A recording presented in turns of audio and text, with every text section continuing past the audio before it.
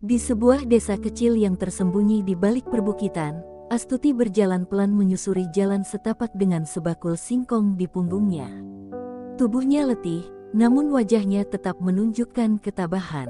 Hari itu, seperti biasanya, ia menghabiskan waktu di ladang, bertarung dengan panas dan tanah demi sesuap nasi untuk ibunya yang sedang terbaring lemah di gubuk reyot mereka. Angin sore mulai menusuk kulit saat Astuti melangkah pulang, mengusap keringat yang menetes dari pelipisnya. Pandangannya kosong, pikirannya melayang pada kondisi ibunya yang semakin memburuk. Sudah berhari-hari wanita tua itu tak mampu bangun, hanya terbaring dengan napas yang semakin berat, menolak untuk mengeluh meski rasa sakit tampak jelas di matanya. Sesampainya di rumah, Astuti segera bergegas masuk ke kamar. Ia memanggil ibunya dengan suara pelan, namun tidak ada jawaban. Jantungnya berdetak lebih cepat saat melihat tubuh renta itu tampak lebih pucat dari sebelumnya. Bibir sang ibu kering, matanya setengah terbuka seakan kehilangan semangat untuk bertahan. Astuti berlari ke samping tempat tidur, menggenggam tangan yang dingin dan bergetar itu. "Ibu, Astuti pulang," bisiknya panik, mencoba menyuntikkan harapan lewat kata-katanya. Tapi sang ibu hanya menggerakkan kelopak matanya sedikit, sebelum tiba-tiba tubuhnya kejang sesaat. Astuti menjerit kecil, memeluk ibunya sambil menggigil ketakutan. Tanpa berpikir panjang, Astuti membopong ibunya keluar dari gubuk, meski kakinya nyaris tak kuat menopang beban. Jalan tanah yang menurun itu menjadi licin karena embun sore. Ia tergelincir 2 kali, tapi tetap memeluk erat tubuh lemah di tangannya, berusaha mencari pertolongan secepat mungkin. Di tengah perjalanan, cahaya senja mulai memudar. Tak ada kendaraan lewat, tak ada warga yang keluar rumah. Desa itu terlalu sepi bagi orang-orang miskin untuk berharap pada keajaiban. Dengan napas tersengal, Astuti terus memanggul ibunya, keringat dan air mata menyatu di pipinya yang lusuh. Ia berhenti sejenak di bawah pohon besar di pinggir jalan, meletakkan ibunya perlahan di rerumputan. Suaranya gemetar saat mencoba menyadarkan sang ibu.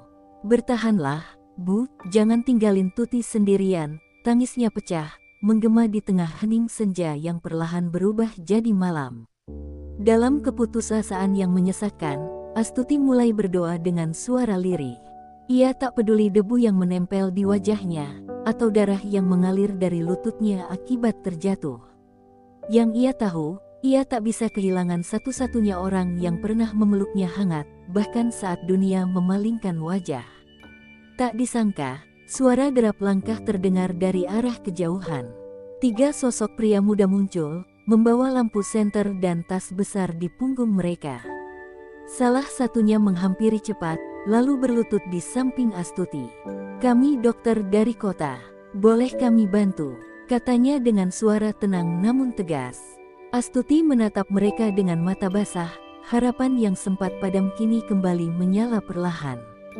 Astuti hanya bisa mengangguk lemah, suaranya tercekat oleh haru dan rasa tak percaya. Ketiga pemuda itu langsung beraksi, seolah sudah terbiasa menghadapi situasi genting. Salah satu dari mereka, berpakaian rapi dengan stetoskop melingkar di leher, memeriksa denyut nadi sang ibu sambil mengerutkan kening. "Nadinya sangat lemah, dia butuh penanganan segera," gumamnya pelan namun terdengar tegas. Pemuda kedua membuka tas punggungnya, mengeluarkan alat bantu pernapasan seadanya. "Kita harus bawa beliau ke tempat yang lebih layak. Di sini terlalu berisiko," ujarnya sambil menatap Astuti penuh simpati. Gadis itu hanya bisa menggigit bibir, tubuhnya masih lemas karena kelelahan, namun sorot matanya mulai menyala dengan sisa keberanian yang ia punya. Pemuda ketiga, yang terlihat paling kalem di antara mereka, meraih selimut tipis dari mobil jeep mereka yang terparkir tak jauh, lalu membungkus tubuh Ibu Astuti. "Kita tak bisa buang waktu. Ayo, bantu aku angkat," katanya. Mereka bekerja cepat, membopong ibu yang tak berdaya itu ke dalam mobil tanpa membiarkan Astuti merasa disingkirkan. Bahkan, satu dari mereka menyisihkan tempat duduk agar ia tetap bisa memeluk ibunya sepanjang jalan. Di dalam mobil yang melaju menembus kabut senja, Astuti tak berhenti menatap wajah sang ibu. Setiap tarikan napas terasa menegangkan. Matanya melirik ketiga pria yang kini diam dalam keseriusan masing-masing. Si dokter tengah memeriksa tekanan darah, si pengendara fokus menembus jalan desa yang berliku, dan yang satunya sibuk menghubungi klinik terdekat melalui ponselnya. "Siapa kalian sebenarnya?" Astuti akhirnya bersuara pelan, tak mampu menahan rasa penasaran. Ketiganya saling pandang sejenak, seolah menyimpan jawaban yang tak mudah diucap. "Kami datang ke desa ini bukan tanpa alasan," jawab si dokter sambil tersenyum tipis. "Kami ingin melakukan pengabdian sosial, awalnya begitu. Tapi saat melihatmu memeluk ibumu dengan putus asa, kami tahu ini bukan sekadar pengabdian. Ini panggilan." Air mata Astuti jatuh kembali. Bukan karena sedih, tapi karena hatinya yang lama membeku oleh kesepian, perlahan mencair. Untuk pertama kalinya, ia merasa tak benar-benar sendiri. Di tengah kesempitan hidup, langit mengirimkan 3 tangan yang bersedia menggenggamnya. Setibanya di klinik kecil di kota terdekat, para petugas segera sigap setelah mendapat telepon dari ketiga pria itu. Ibu Astuti segera dibaringkan di ruang perawatan darurat. Astuti hanya bisa berlutut di lantai ruang tunggu, menggenggam tangan sendiri yang gemetar. Di belakangnya, ketiga pria itu berdiri dalam diam. Masing-masing menyimpan rasa yang perlahan tumbuh saat melihat keteguhan seorang gadis desa bernama Astuti. Tanpa sadar, takdir sedang menulis sebuah cerita yang lebih besar dari apapun yang pernah mereka bayangkan. Dan malam itu, meski Ibu Astuti masih belum sadar, sinar bulan menyinari kaca jendela klinik seakan memberi isyarat bahwa perubahan telah dimulai. Pagi menyapa dengan langit kelabu, seolah menyimpan duka bersama embun yang belum sempat menguap. Di balik kaca jendela ruang perawatan, Astuti duduk terpaku. Matanya sembab, namun tak beranjak dari wajah ibunya yang masih tak sadarkan diri. Jarum infus tertancap di tangan keriput itu, dan detak mesin monitor menjadi satu-satunya irama yang menenangkan kegelisahan di hatinya. Ketiga pria itu masih berada di klinik. Mereka bergiliran menjaga di luar ruangan, tanpa pernah meninggalkan gadis itu sendirian. Namun di balik wajah mereka yang terlihat tenang, masing-masing menyimpan tanya yang mulai tumbuh subur. Siapa sebenarnya Astuti? Mengapa hatinya terasa berat meninggalkan gadis itu, padahal baru semalam mengenalnya? Aldi, pemuda tertua yang ternyata seorang dokter spesialis dari rumah sakit ternama, merasa tak sanggup memalingkan wajahnya dari Astuti. Kebaikan hatinya sebagai tenaga medis seolah bercampur dengan perasaan pribadi yang baru tumbuh. Ia melihat bukan hanya sosok gadis desa biasa, melainkan jiwa yang kuat dan tulus, yang tak pernah meminta apapun tapi pantas mendapatkan segalanya. Di sisi lain, Reza, si pengendara yang ternyata pewaris perusahaan otomotif besar, mulai gelisah. Ia tak biasa merasa cemas, tapi malam itu, saat melihat tubuh kecil Astuti menggigil sambil menahan tangis, ada bagian dari hatinya yang ikut retak. Rasa ingin melindungi muncul tanpa diundang. Sedangkan Damar, pria termuda dengan wajah dingin dan mata tajam, memilih diam. Ia mengamati dari kejauhan, tapi tak pernah jauh dari jangkauan. Tak banyak bicara, namun perhatiannya terlihat jelas dalam diamnya yang kaku. Ia lebih suka memendam, namun dalam tatapannya ada rahasia yang belum terungkap. Hari itu, seorang perawat menghampiri Astuti, menyerahkan secarik map berisi hasil pemeriksaan lengkap sang ibu. "Kami menemukan sesuatu yang penting," ucapnya pelan, lalu menatap gadis itu dengan ragu. Astuti membuka map itu perlahan, matanya membesar saat membaca identitas pasien di lembar pertama. Bukan hanya hasil medis yang membuatnya gemetar, melainkan sebuah nama yang tertulis sebagai wali, Dr. Rahayu Wulandari, Direktur Utama Yayasan Kesejahteraan Nasional, seorang tokoh besar di balik banyak rumah sakit dan sekolah di negeri ini.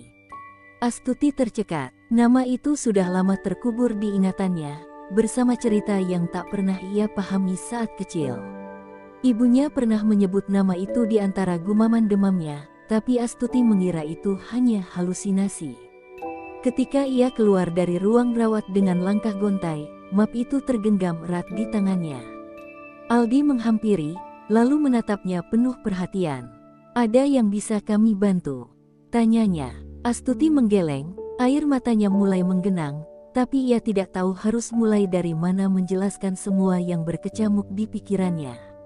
Namun sebelum ia sempat berbicara, sebuah mobil hitam mewah berhenti di depan klinik. Dari dalamnya keluar seorang wanita paruh baya dengan raut tegas namun penuh wibawa. Para staf klinik langsung menunduk memberi hormat. Wanita itu berjalan cepat ke arah ruang rawat, hingga pandangannya bertemu dengan Astuti. Untuk sesaat, dunia seakan berhenti. Mata sang wanita membelalak melihat wajah gadis itu, seolah menatap hantu dari masa lalu. Bibirnya bergetar. "Astuti," lirihnya, nyaris tak terdengar. Astuti berdiri kaku. Namanya disebut dengan nada asing namun penuh emosi. Dalam dada, detaknya berdentum tak beraturan. Apakah wanita ini orang yang selama ini dicari ibunya dalam tidur panjangnya? Atau justru sosok yang telah lama menghilang dari kehidupannya? Suasana mendadak hening. Hanya suara angin menyelinap dari jendela yang terbuka sedikit. Astuti berdiri kaku, tubuhnya enggan bergerak, sementara matanya terkunci pada sosok perempuan paruh baya yang memanggil namanya dengan lirih. Ada keterkejutan dalam suara wanita itu, namun lebih dari itu, ada luka yang belum sembuh, menyelinap dalam sorot matanya. "Astuti, anakku," tanya wanita itu lagi, kini dengan suara yang lebih jelas, namun masih tercekat oleh emosi.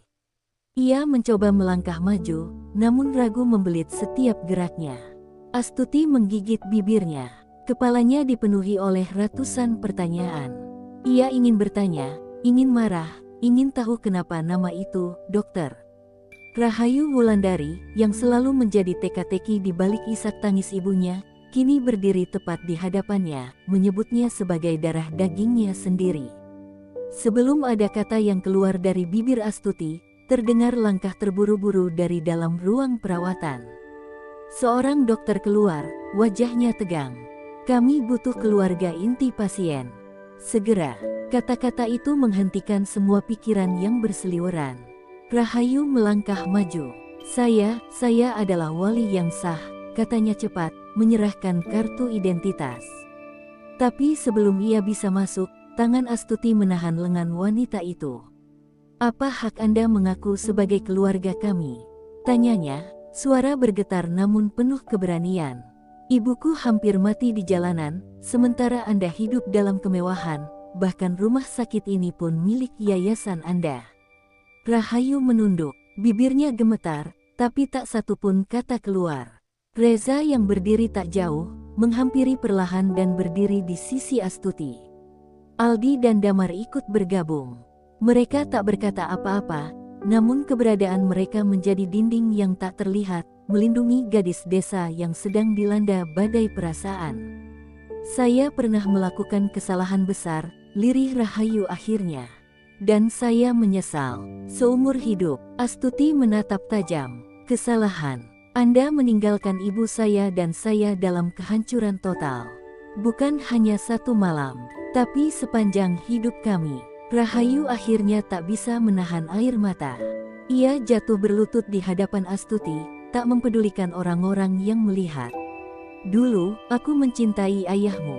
Tapi keluarga menolaknya.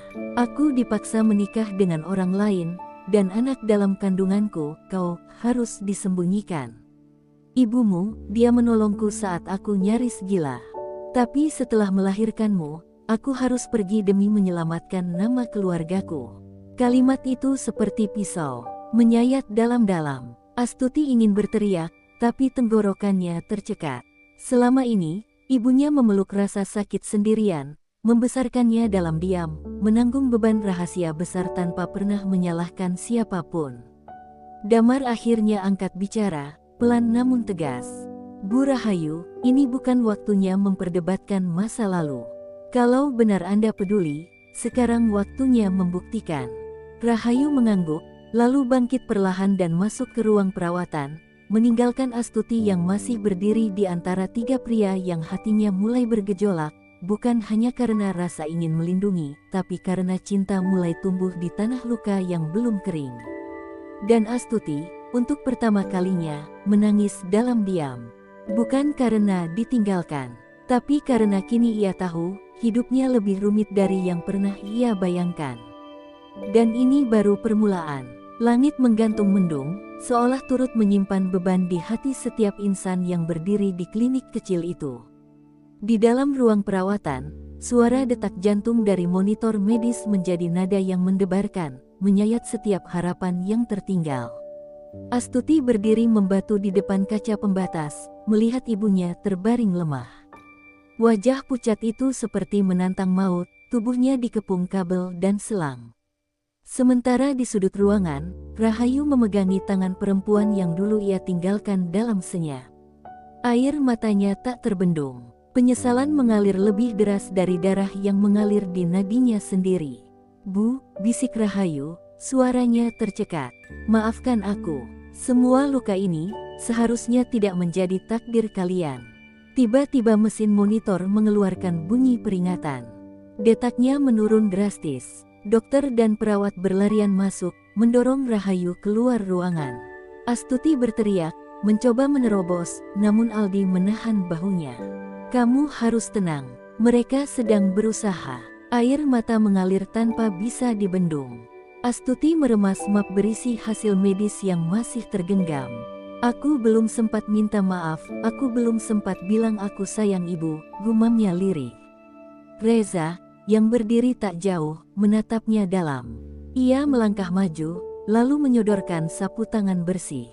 "Kalau aku bisa tukar tempat dengan ibumu, aku akan lakukan. Asal kamu tidak menangis seperti ini." Kata-kata itu membuat dada Astuti makin sesak. Namun sebelum ia sempat menjawab, Damar memotong, dingin tapi tak bisa menyembunyikan nada cemburu. "Kamu pikir ini saatnya menggombal?" "Dia sedang kehilangan arah, Reza." Reza menoleh, tatapannya menusuk. "Aku hanya mencoba menenangkan, tak seperti kamu yang hanya diam dan menghakimi." Ketegangan di antara mereka mulai terasa. Aldi akhirnya angkat bicara, suaranya datar namun menyimpan tekanan. "Kita di sini untuk Astuti, bukan saling menyerang. Kalau memang peduli, tunjukkan lewat tindakan, bukan kata-kata."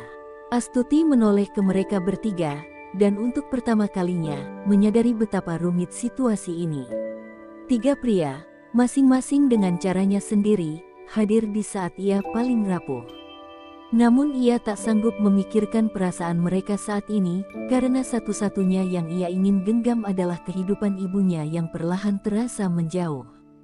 Beberapa menit kemudian, dokter keluar. Wajahnya suram. "Kami sudah berusaha semaksimal mungkin. Saat ini kondisi beliau sangat kritis. Kami butuh donor darah dengan golongan langka. Jika tak segera ditemukan, mungkin hanya hitungan jam." Jantung Astuti seolah terhempas. Saya golongan darah O negatif," katanya cepat.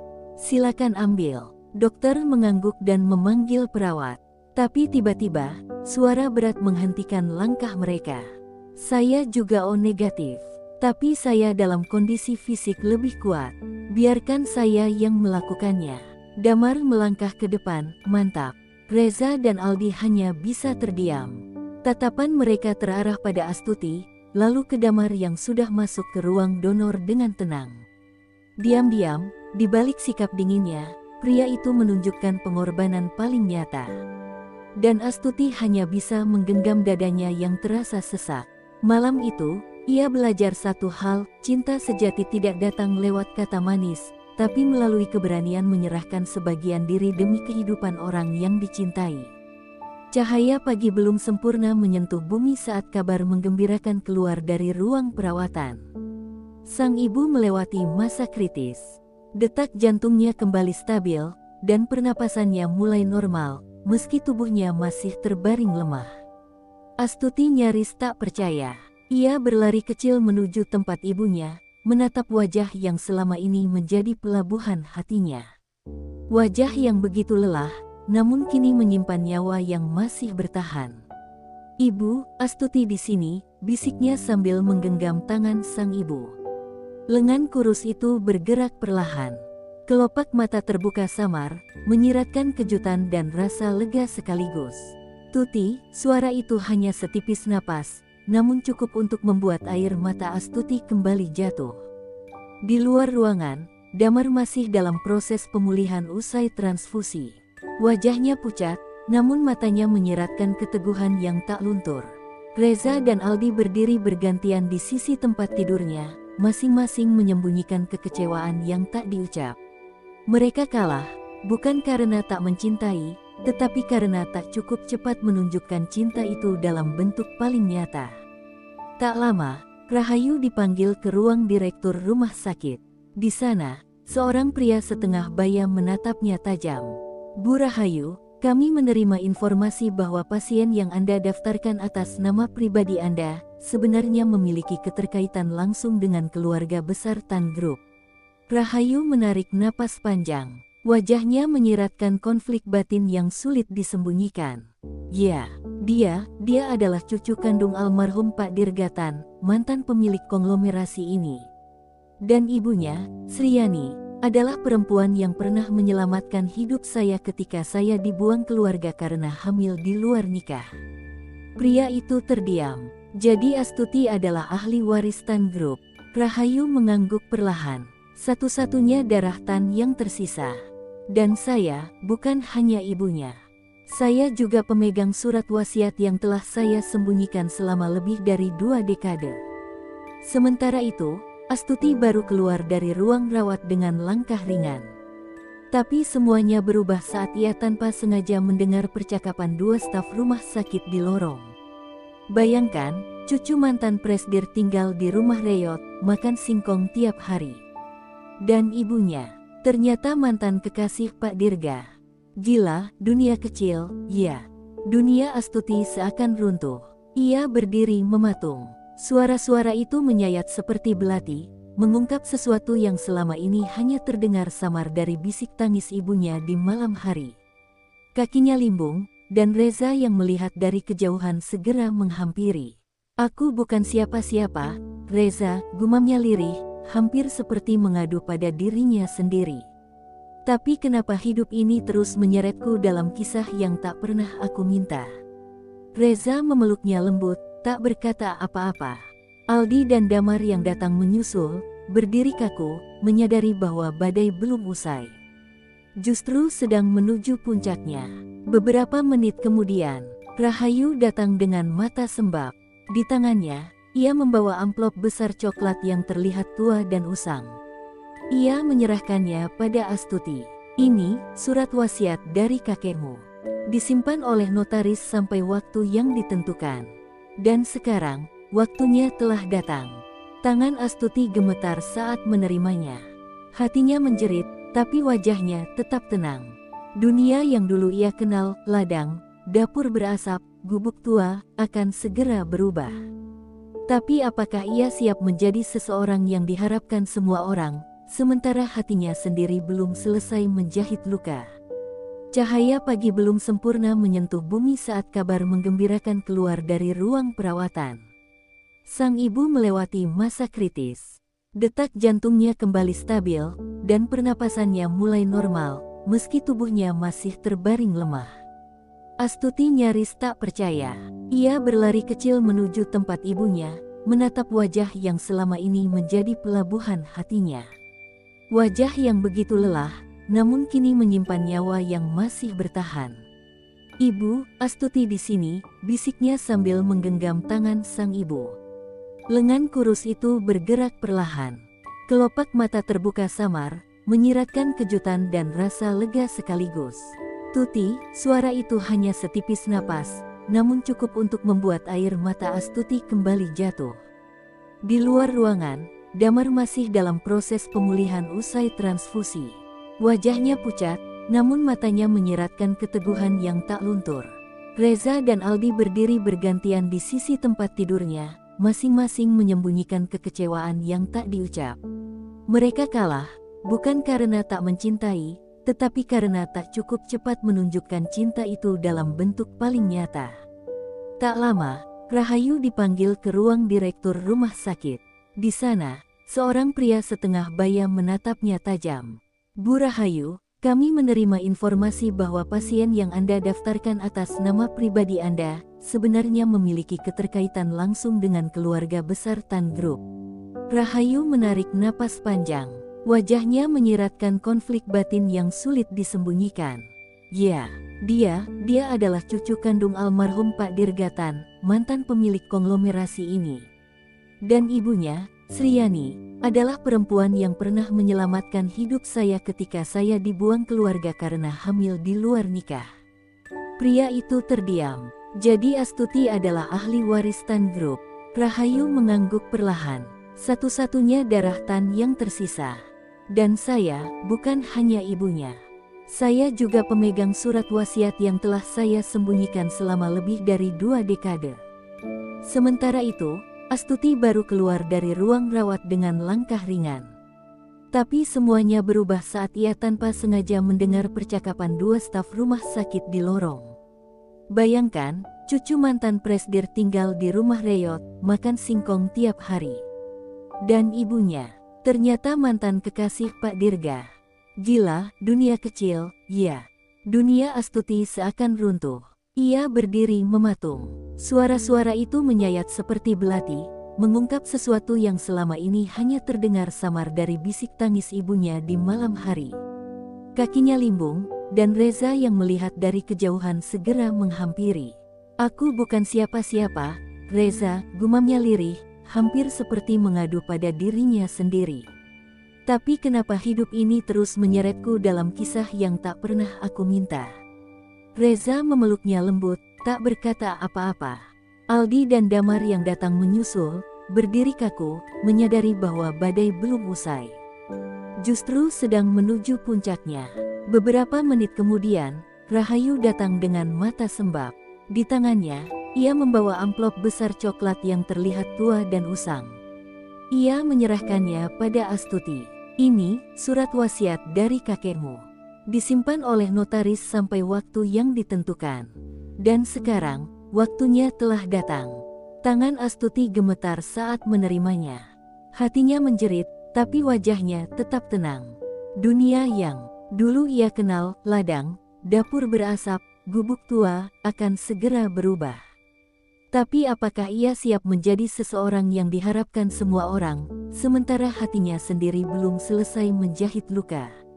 Langit mendung menggantung di atas gedung megah Tan Group saat Astuti melangkah masuk, ditemani Rahayu. Lantai marmer berkilau memantulkan bayangan mereka, namun tak mampu menyembunyikan kegugupan dalam dada gadis desa itu. Dunia baru ini terasa asing, dingin, penuh tatapan menilai dari balik jas mahal dan sepatu mengilap. Ruang rapat dipenuhi anggota keluarga besar yang selama ini hidup dalam kemewahan. Tatapan mereka menusuk, ada yang terkejut, sinis, bahkan terang-terangan menunjukkan penolakan. Di ujung meja, duduk seorang wanita elegan berwajah tegas, Nyonya Leona, adik tiri almarhum Dirgatan.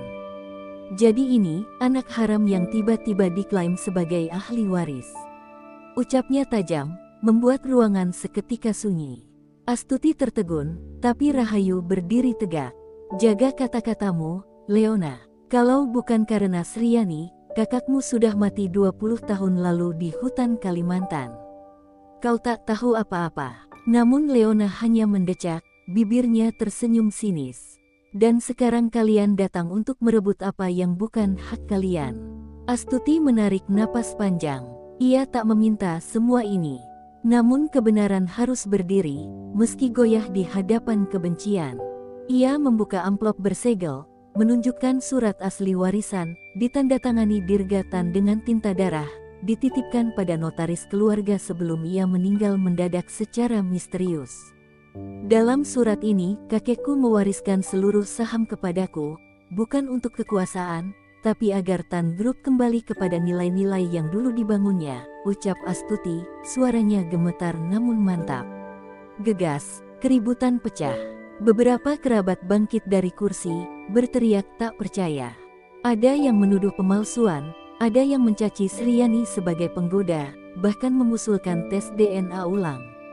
Namun suara itu terhenti saat Reza muncul, membawa dokumen investigasi independen, hasil laboratorium yang menguatkan bahwa Astuti adalah cucu biologis Dirgatan. Aldi dan Damar yang berdiri di belakangnya saling menatap, sadar bahwa medan perang kini bergeser. Bukan hanya soal cinta, tapi nasib perusahaan, juga harga diri Astuti yang selama ini diinjak tanpa ampun. Tengah riuh, tiba-tiba seorang pria setengah baya berjas rapi berdiri. "Saya pengacara pribadi almarhum Dirgatan. Selama ini saya diam karena takut akan pengaruh Nyonya Leona. Tapi sekarang, saya siap bersaksi bahwa memang Astuti yang diwariskan jabatan presiden direktur. Leona, dirimu bahkan tak terdaftar dalam surat waris utama." Wajah Leona memucat. Ia menghempaskan gelas kristal ke lantai, lalu beranjak keluar dengan langkah tergesa, meninggalkan riuh ruangan. Namun sebelum pintu tertutup, ia menoleh dan berucap, "Kalau kau pikir dunia bisnis akan memaafkan gadis kampung, kau salah besar. Dunia ini tak kenal belas kasihan." Usai pertemuan itu, Astuti terduduk sendirian di ruang kerja yang baru diberikan padanya. Penuh mahoni dan aroma lavender, namun ia merasa terkurung. Punggungnya memikul beban berat. 3 pria datang bergantian. Aldi mengajaknya mundur dari semua ini. Reza menyatakan siap mendampingi apapun pilihannya, sedangkan Damar hanya menggenggam tangannya tanpa kata, tatapannya menyiratkan keikhlasan. Malam pun turun. Di balkon tinggi, Astuti menatap langit kota yang penuh cahaya. "Aku bukan siapa-siapa, tapi sekarang semua mata tertuju padaku. Dan aku harus belajar menjadi seseorang, meski hatiku masih ingin menjadi gadis desa yang hanya ingin menyelamatkan ibu." Hujan turun deras malam itu, menghantam kaca-kaca tinggi ruang kerja Astuti seperti irama peringatan dari langit. Sejak dirinya diumumkan sebagai pewaris sah, tekanan datang bertubi-tubi. Saham perusahaan tiba-tiba anjlok. Media mulai mengendus skandal masa lalu ibunya. Karyawan lama menyebar isu bahwa Astuti hanya boneka yang dipasang untuk mengobok-obok kejayaan Tan Group. Pagi harinya, ia menerima sepucuk surat tanpa nama. Isinya mengancam keselamatan ibunya jika ia tidak mundur dari jabatannya dalam waktu 3 hari. Tangan Astuti gemetar saat membacanya. Kepalanya berdenyut, dadanya sesak. Ia segera mengunjungi rumah sakit, namun ruangan ibunya kosong. Suster panik memberitahu bahwa seseorang menyamar sebagai dokter dan membawa Sriani dengan alasan pemeriksaan khusus. Tidak ada yang tahu kemana ia dibawa. Astuti terperosok di lantai, air matanya mengalir tanpa suara. Aldi datang pertama kali, mencoba menenangkan. Tapi yang ia bawa justru informasi mengejutkan. Ternyata beberapa saham perusahaan telah dijual secara diam-diam kepada investor asing. Dan salah satu penanda tangan transaksi adalah Reza. "Tidak mungkin," suara Astuti tercekat. "Reza menolongku sejak awal. Dia orang pertama yang percaya padaku." Aldi menyerahkan berkas lengkap dengan cap resmi. "Aku tak ingin kau hancur karena orang yang kau percaya. Aku tahu kamu lebih percaya dia daripada aku. Tapi aku tak akan diam kalau itu menyakitimu." Di saat hatinya mulai terguncang, Damar datang. Dengan langkah cepat, ia menunjukkan rekaman CCTV parkiran rumah sakit. Terlihat jelas, seseorang menyeret ibunya ke dalam mobil hitam. Pengemudinya adalah salah satu pengawal pribadi keluarga besar Tan. Darah Astuti mendidih. Ia berdiri, menatap 2 pria di hadapannya. "Aku tak peduli siapa yang mencintaiku, jika kalian tak bisa lindungi ibuku, kalian tak lebih dari dunia yang ingin merenggut semuanya dari hidupku." Ia tinggalkan mereka, menuju markas keamanan Tan Group. Dengan wewenangnya, ia memerintahkan pencarian besar-besaran. Seluruh cabang bisnis digeledah. Hingga larut malam, ia mendapat petunjuk mobil yang membawa ibunya terlihat di villa tua milik keluarga di daerah pegunungan. Tanpa pikir panjang, Astuti menyetir sendiri menuju sana. Hujan belum berhenti, jalan licin dan berkabut, namun tekadnya lebih tajam dari ketakutan manapun. Sesampainya di sana, pintu villa tak terkunci. Lampu temaram menyala. Di dalam, ibunya duduk dalam keadaan terikat, mulut dibekap, mata sembab. Astuti berlari, melepaskan semua dengan tangan gemetar. Ibu baik-baik saja. Sriani mengangguk lemah, belum bisa bicara. Namun sebelum mereka sempat keluar, suara langkah menghentikan mereka. Dari balik pintu, Reza muncul, basah kuyup, wajahnya muram.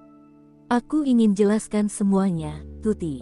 Terlambat, potong Astuti. Kau jual saham yang kakekku wariskan, kau tinggalkan ibuku pada orang-orang jahat, dan kau mengaku mencintaiku. Reza meletakkan sesuatu di meja, selembar surat pengunduran diri, serta bukti transfer seluruh saham kembali atas nama Astuti. Aku ditipu oleh Leona. Aku pikir menjual saham bisa menyelamatkanmu dari tekanan. Aku hanya ingin melindungimu dengan caraku. Astuti menahan isak. Ia ingin mempercayai, tapi terlalu banyak luka yang sudah dikhianati. Malam itu mereka kembali ke kota. Astuti menggenggam tangan ibunya erat. Hatinya sepi, namun tekadnya mulai menyala. Dunia boleh menuduhnya, cinta boleh mengkhianatinya, tapi ia tidak akan menyerah. Di depan kantor Tan Group, puluhan wartawan menunggu. Namun Astuti berdiri di podium dengan wajah yang berbeda. Mata desa yang dulu penuh takut, kini menatap lurus. Saya bukan ahli waris yang sempurna. Tapi saya anak dari seorang perempuan yang bertahan meski seluruh dunia membencinya. Dan saya akan menjaga warisan ini, bukan untuk kekuasaan, tapi demi semua yang pernah terbuang.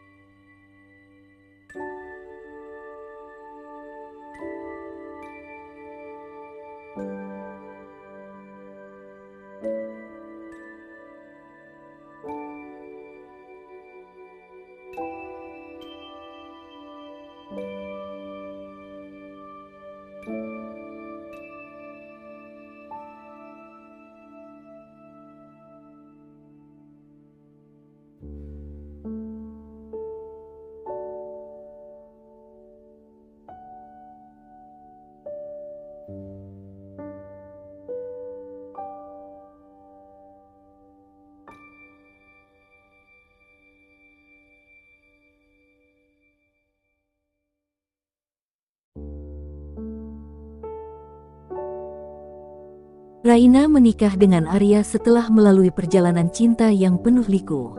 Ia percaya bahwa pernikahannya akan membawa kebahagiaan, meski Maya, ibu Arya, tidak pernah menyukai dirinya. Maya menganggap Raina tidak sepadan dengan status keluarga mereka yang terpandang. Ketidaksetujuan Maya perlahan menjadi awan gelap dalam hubungan rumah tangga mereka. Meski Raina berusaha keras menjadi menantu yang baik, sikap dingin Maya tidak pernah berubah.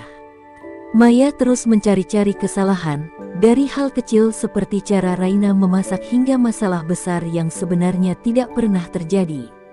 Arya sering terjebak di antara keduanya, membuat hubungan suami istri itu mulai goyah. Citra, seorang wanita muda dari keluarga kaya, sering diundang Maya untuk makan malam bersama keluarga mereka. Maya terang-terangan memuji Citra di hadapan Raina, menyebutnya sebagai calon menantu ideal. Arya, meski merasa risih, tidak berani melawan kehendak ibunya. Kehadiran Citra semakin memperkeruh suasana di rumah itu. Setiap kali Arya mencoba membela Raina, Maya selalu memainkan peran sebagai korban. Ia mengadu bahwa Raina tidak menghormatinya sebagai ibu mertua. Arya yang sudah terbiasa menuruti ibunya, mulai terpengaruh oleh tuduhan-tuduhan tersebut. Perlahan, cinta Arya pada Raina tergantikan oleh keraguan yang ditanamkan Maya. Puncaknya terjadi ketika Maya menuduh Raina membawa sial bagi keluarga mereka.